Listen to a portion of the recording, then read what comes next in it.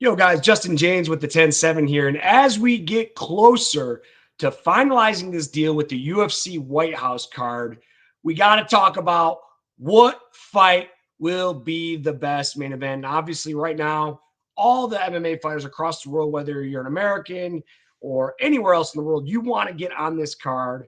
And it's going to be the biggest card, arguably, of the century of the sport. It could be one of the biggest sporting events ever housed. You know, we have like 5,000 seats. Donald Trump's talking about bringing in the military and then having 85,000 spectators somewhere else in D.C. to be able to watch it on screens. But what a spectacle and what a main event it's going to have in store for us. Now, who is going to main event for this fight? And I know there's a lot of speculation going on right now. I know Huzaifa has mentioned he wants to see Khamzat fight in the main event. I tell you what, I do not want to see that. And it's not because I'm not a Khamzat fan, but here's the thing.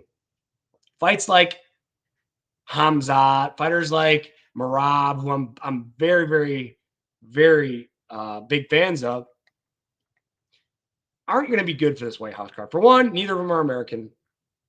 And for two, we have to take into point of the new fans that are going to be watching for the first time a UFC event as the UFC White House card.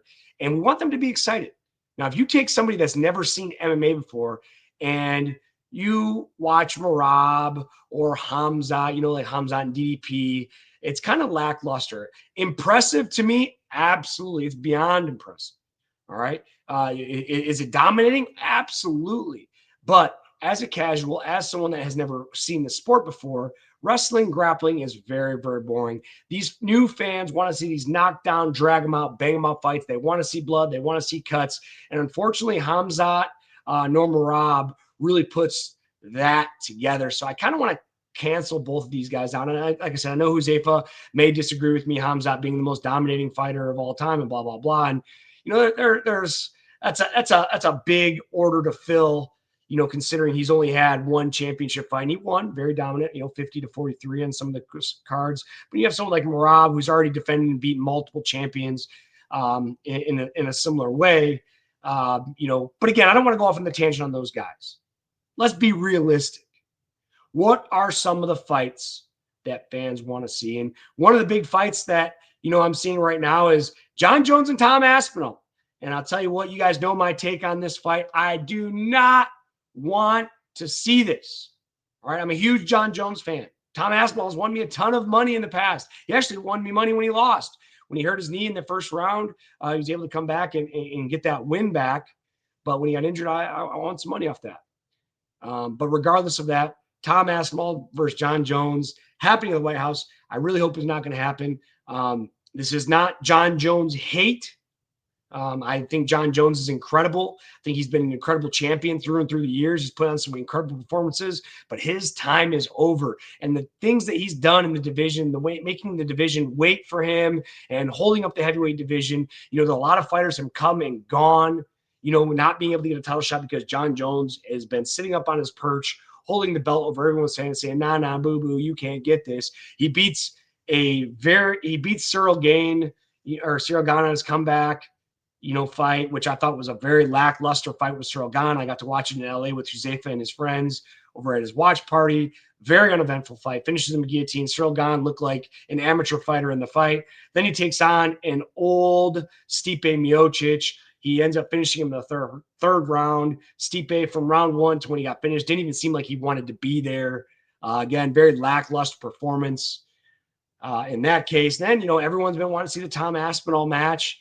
And Jon Jones has just been dragging his feet. He has dragged his feet long enough to where not only do I not want to see the fight, I don't even want to talk about the fight, man. Like, let's keep this guy. Let's talk about these new fighters, this new generation of fighters that are coming through. Jon Jones had his time. He did his thing. He's incredible. He's arguably one of the greatest, if not the greatest MMA fighter of all time. And people can go back and forth with this. And whether you like him or you hate him, you can't argue that he's not one of the greatest of all time. But again, that was then. This is now. This is the UFC now. Tom Aspinall is the face of the heavyweight division. And, Tom Aspinall, I think he's accepted the fact that he's going to move on from Jon Jones. And just because this is a huge card, you know, how awesome would it be? You know, actually, I would hate for Jon Jones to come back and lose. I don't want the Americans to lose on this, you know, on this USA card. I'm hoping that the Americans can get there and win. But regardless, I don't want to see Jon Jones beat Tom Aspinall. You know, and after Tom Aspinall runs through Cyril Gain, depending on how it goes, we're going to have a lot of talk, a lot of banter. But this could be a setup for the Tom Aspinall Jon Jones fight. If Tom Aspinall goes in there and finishes Cyril Gain real quick, like Jon Jones did, now we might be talking about this fight. But I tell you what, guys, I really, really hope not. Let's take a look at, you know, what Jon Jones has done in the UFC. It's beyond impressive to anybody. 28-1 as a professional fighter. You know, his one loss was a controversial loss. Let's move back over here. 11 wins by TKO or knockout, 7 wins by decision, 10 wins by decision. Look at this, 22-1 in the UFC. But you see all these C's. These C's are what really gets me. Canceled bout. 2, 3, 4. Got 1, 2, 3, 4, 5, 6, 7. No contest to drug allegations. I mean, we have 8 canceled bouts, and these long layoffs are what turned me off of Jon Jones. I've been watching Jon Jones since I was in college, since 2007. Let's go all the way back to 2007. This guy has such an impressive resume. We'll say 2008, excuse me. You know, fucking makes his UFC debut a day before my birthday in 2008. Since then, he loses to Matt Hamill by an illegal elbow. And I don't even really want to count this as a loss. The only loss on the record is a DQ loss. And he goes through, wins the championship in 2011. Has, 8 title defenses. Just freaking insane. Look at this, man. Beats Gustafsson after, you know, winning a close fight. And, you know, people say Jon Jones, oh, he lost this fight or he lost that fight. Well, actually, he didn't. I'm looking at his record right now, and these are wins. It doesn't matter how close the fight was. All that matters is this is green on your record. It doesn't matter how close the fight was. When people talk about George St. Pierre, and I think George St. Pierre is one of the greatest of all time, if not the greatest as well, you know, he has losses on the record. Losses, to me, don't solidify you as the greatest or not the greatest of all time, because at certain points in your career, you're going to be better than at other points. You know, but when we look at these long layoffs, 15, okay, 2 fights in 15, 4 fights in 16, and since 16, or excuse me, did he have 4 fights in 16? No. Canceled bout in 16, fights once in 16, canceled bout in 16, fights once in 16, fought twice in 16, fights once in 17, has that, you know, overturned, once in 18. Hey, look at this. He fought twice in 19. That's pretty cool. 2020, fights once, 3-year layoff, fights once in 23, one of the most lackluster fights I've seen, canceled bout against Miocic, then once in 24, man. And, you know, very impressive record, incredible fighter, reiterating as one of the greatest of all time. But I do not think Jon Jones is deserving of a title fight, not because of what he's done. Obviously, he's done enough. His resume speaks for itself, but it's because of these long layoffs. He's held up the division. You know, he's held up the division so long in so many different stints that I just don't care to see him compete. I don't want to see him rewarded for dictating how the UFC fights. Now, another fight that's talked about up and down. It's been talked about on Instagram. It's been talked about on X. And it's still speculation right now, but it's just a fight I don't want to see. I'm talking about the notorious Conor McGregor making his return against Iron Mike Chandler. And this is not a fight I care to see either, man. Like, what? The battle of the losers? Like, hey, I can talk on Mike Chandler. Mike Chandler's a former teenager. He used to train at Extreme Couture. But guys, this is the battle of the losers. You know, let's look at Conor McGregor, a former 2-division champion, who, when it comes to a resume, has done enough to do whatever he wants in the UFC. There's no doubt about this. But, guys, we're talking about the biggest fight card in UFC history. Look at the notorious, 22-6. All right? But look at this. He has lost 4 out of his last 5. And this Donald Cerrone win was one of the most unimpressive wins I have ever seen. Oh, I'm sorry, 4 out of his last 5. Excuse me, 3 out of his last 4. We won't count Floyd Mayweather in boxing. But 3 out of his last 4. He's had a severe leg injury. Like, why would we want to promote one of the biggest cards and the main event is the battle of the losers with no weight? These guys can't fight for the BMF title. These guys can't fight for a lightweight title. You know, he beats Eddie Alvarez. Let's see, his last credible win. This win, I don't even consider it credible. Donald Cerrone, at the end of his career, head kicking punches. No, he gave him a shoulder strike and rocked him. And Donald's like, oh, I've never seen that strike before. It's like Donald Cerrone. I'm a huge Donald Cerrone fan. I like Donald Cerrone. The little bit of interaction I've had with him at the PI, he's always been super nice to me. But when he came out on that interview, he was like, "Oh, I've never seen that strike before." Like, what? Donald Cerrone is a gangster of the sport, man. He's been around forever. Of course, he's seen the shoulder strike before. But all these red blips is not deserving of a White House card main event. He hasn't had a credible win since 2016. Guys, we're approaching 10 years. November of 2016. We're at 9 years this November of a credible win. This is a performance bonus or a 40-second knockout over Donald Cerrone. Like, come on, guys. What are you guys thinking in this? I would love to see Conor McGregor on the card. And if he does fight Iron Mike Tyson, let's do it as the co-main. Let's have not so much weight behind it. Let's have it a fight for the fans. Because I'll tell you what, Conor McGregor is not deserving at this point in his career, and less deserving is Michael Chandler. Like, Michael Chandler has put on some incredible fights for the UFC, but guys, he's 2-5. What? Mike Chandler is 2-5 in the UFC. He's 23-10 overall. He's 2-5 in the UFC. 18-5 in Bellator, 2-5 in the UFC. Him and I have almost a similar record, although he's fought a lot tougher competition than I have fought.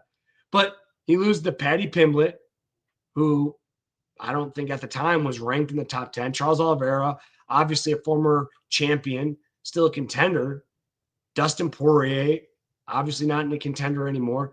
His last win was in 2022 against Tony Ferguson, who's on like a 7-fight win streak. You know, he's loses to Charles Oliveira twice, beat Dan, wins his debut against Dan Hooker, loses to Oliveira, loses to Gaethje, beats Ferguson, a washed Ferguson, loses to Poirier, loses to Oliveira, and then loses to Pimblett. Why do either of these guys think as themselves as main event fighters on arguably the biggest card in the history of MMA, in front of the president, in front of the White House in Washington, D.C.? They're like, oh, well, Mike Chandler's American and he's a proud American. Yeah, there's plenty of proud Americans that we can throw on this card. We might as well throw, what's his name? I can't think of his name. The welterweight. Man, I'm blanking his name. Jeez, oh, Pete. Colby Covington. Why don't we throw on him? He's a buddy of the president. He's a proud American. He's terrible. Get this garbage out of here. I want to see some fights. I want to see some fights with some weight on. Now, a fight I would be interested in seeing, because Conor McGregor is such a draw, is Conor McGregor taking on Nate Diaz, guys. And you guys know how much weight would be behind that fight. And it's not actually, let me take that back. It's not the weight that would be behind the fight. But let's talk about the presser. These guys have bad blood through and through. They are 1-1. Nate Diaz has finished Conor McGregor. And then Conor McGregor, after that, won a decision. This is the fight to make for America. If you guys really want Conor McGregor in that main event slot, throw out Mike Chandler. Who cares about Mike Chandler? If the UFC gives Conor McGregor Mike Chandler, that just tells me that the UFC wants Conor to win because he can go in there and snipe Mike Chandler from afar and knock him out. Conor McGregor has the best chance of beating Mike Chandler. He has a better chance of beating Mike Chandler than he does Nate Diaz. But I tell you what, the presser, the buildup, America versus Ireland, This would be an incredible main event to make. Let's take a look at Nate Diaz and what he has done in the UFC.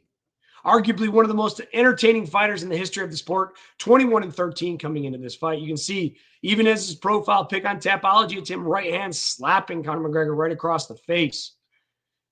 4 wins by KO, 13 wins by submission, 4 wins by decision, 16-11 in the UFC. Coming off a win off Jorge Masvidal in boxing, lost to Jake Paul. His last win also Tony Ferguson. So Mike Chandler and Nate Diaz have something in common. Their last win was against Tony Ferguson.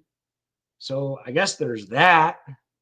Lost to Leon Edwards. If you remember in the 5th round, he had Leon hurt. Could capitalize on that. Lost to Jorge.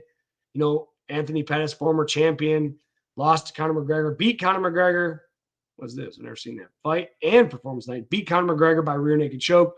Loses the next bout, performance bonus by decision. Beats former champion Anthony Pettis. Loses to Jorge Masvidal. And as you guys can see, the rest. But if we're talking about fights that don't matter, let me tell you, Conor McGregor versus Mike Chandler doesn't matter at all. It should just be an exhibition fight. But the problem is, if Conor McGregor beats Mike Chandler, he's going to demand a title shot, and the UFC is probably going to give it to him. And I just don't care to see Conor McGregor fight for a title. Or if he loses to Mike Chandler, he loses to a guy that's 2-5. We're talking about our former 2-division champion taking on a guy that's 2-5. He beats him. Cool. Congratulations. It's time to run off in the sunset. But you know that Conor McGregor is going to demand, I'm back and everything. I feel great and this and that. Absolutely not. This is just such a more credible win than Mike Chandler. And the promotion, again, 16-11 versus 2-5. Guys, there's, like I said, the Mike Chandler Conor McGregor fight is so silly. I see Mike talking about it. I see Conor talking about it. Throw this fight out of the window. Nobody cares to watch this fight. I'll be honest though. Will I watch this fight? Of course. Of course I'll watch the fight. It's Conor McGregor. But do I really care? No. I'm going to stack on Conor on this fight. He's probably going to knock Chandler out. If Mike Chandler did something amazing and beat Conor, how embarrassing for our former 2-division champion. But let's get this grudge match. Nate Diaz taking on Conor McGregor is the fight to make for the UFC White House. If Conor McGregor wants to fight Chandler, put him on the undercard or put him on the co-main. We can't have I'm going to call this fight the battle of the losers. Conor McGregor coming off a bunch of losses. Mike Chandler coming off a bunch of losses. Why does this fight matter? Will it be a spectacle? Yes. Will it be an awesome fight from a press standpoint? It'll be okay. Mike Chandler doesn't have the gift of gab. He's not great at the presser. But Nate Diaz, on the other hand, that will be a great press conference. That will be a great fight. And these guys can finalize their beef on a best of 3 or best 2 of 3 rematch. They're 1-1 coming into this. They both can retire after this fight. Conor McGregor can go become the president. He can go to BKFC. He can do whatever he wants after this fight. But guys, throw out Jon Jones, throw out Tom Aspinall, throw out Merab, throw out Khamzat. The UFC needs blood for this main event. And Nate Diaz versus Conor McGregor will bring that fire. It will bring that excitement, guys. Tell me what you think in the comments. What fight should be made for the UFC White House main event?